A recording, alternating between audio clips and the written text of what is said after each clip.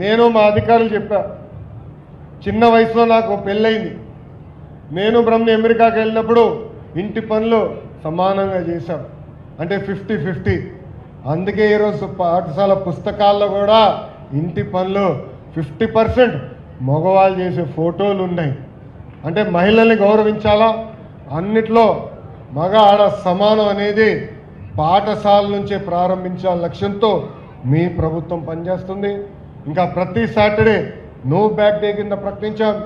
పిల్లలకి టెక్నాలజీతో అనుసంధానం ఏమి, స్పోర్ట్స్, ఫిట్నెస్, యోగా కూడా ఏర్పాటు చేయాల లక్ష్యంతో మేము పనిచేస్తున్నాం.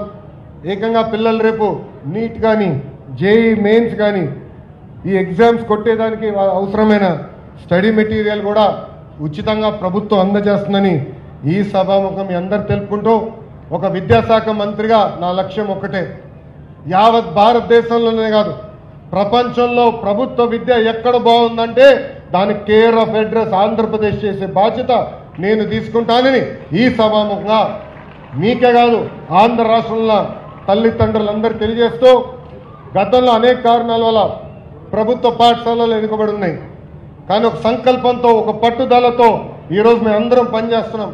ఒక విద్యాశాఖ మంత్రిగా స్వీకరిస్తున్నారు, పనిచేస్తున్నారు. మన పిల్లలకి దేశానికి అహర్నిశలు కష్టపడుతున్నారని ఈ సభాముఖం మీ అందరు తెలుపుకుంటూ, నిజంగానే గౌరవ మంత్రివర్యుల్ని నారాయణ గారిని సభాముఖంగా నేను అభినందిస్తున్నా.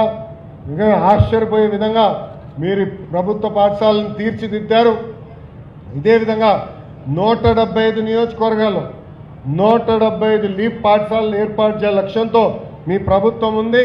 రాబోయే 5 సంవత్సరాలు ఈ స్థాయిలో కనీసం ఒక్క పాఠశాలను ఏర్పాటు చేస్తామని ఈ సభాముఖంగా మీ అందరు తెలుపుకుంటూ మీ అందరి దగ్గర నుంచి సెలవు తీసుకుంటున్నా. మాట నేర్పించేది అమ్మ, నడక నేర్పించేది అమ్మ, బాధ్యత కూడా నేర్పించేది అమ్మ, మన కోసం జీవితం మొత్తం త్యాగం చేసేది మన అమ్మ.